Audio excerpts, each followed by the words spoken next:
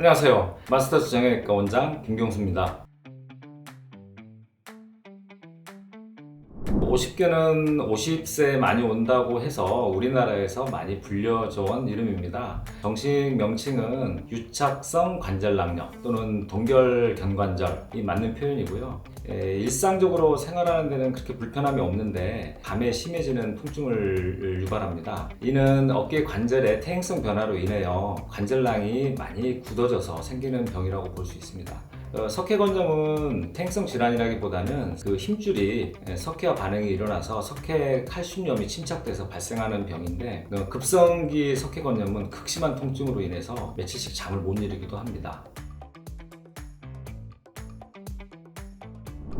50견의 진단은 증상으로 알 수 있습니다. 50견은 엑스레이나 MRI상 검사상 아무런 이상이 없기 때문에 증상으로 파악할 수 있고요. 석회건점은 우리가 단순 방사선 검사나 엑스레이 안 보이는 석회는 초음파 검사로 쉽게 알 수 있습니다. 보통 50견 증상이 일상적으로 낮에 생활할 때는 불편함이 없고 밤에 좀 심해지시고, 그 다음에 팔을 과도하게 뻗거나 할 때 통증이 오는 증상이고요. 예를 들어 브래지어 같은 속옷을 잠그거나 바지 뒷포켓에 손이 가는 등 그런 동작이 좀 어렵다고 보시면 됩니다. 석회건염의 경우에는 만성기에는 증상이 별로 없어서 모르고 사시는 분들이 많고, 급성기 석회건염은 극심한 통증으로 인해서 며칠씩 잠을 못 자고 병원에 내원하시는 경우가 있습니다.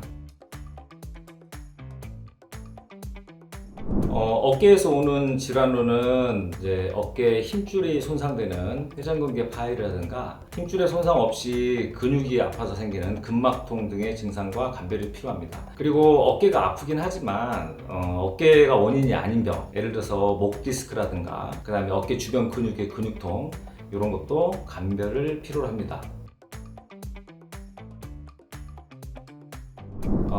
50견이나 석회건염 둘 다 수술적 치료가 거의 필요 없는 병입니다.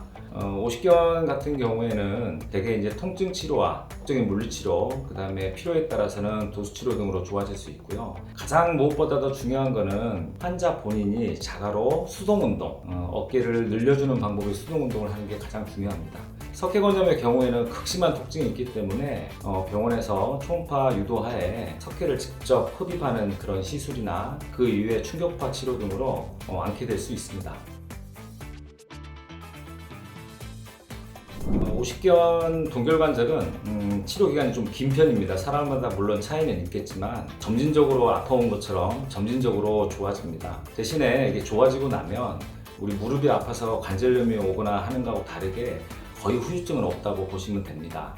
석회건염도 급성기에 치료를 하면은 아주 빠른 시일 내에 좋아지는데요. 단 석회가 낀 힘줄 자체가 좀 약해지는 경향이 있기 때문에 차후에도 힘줄에 손상이 있는지 주시해서 관찰을 할 필요는 있습니다.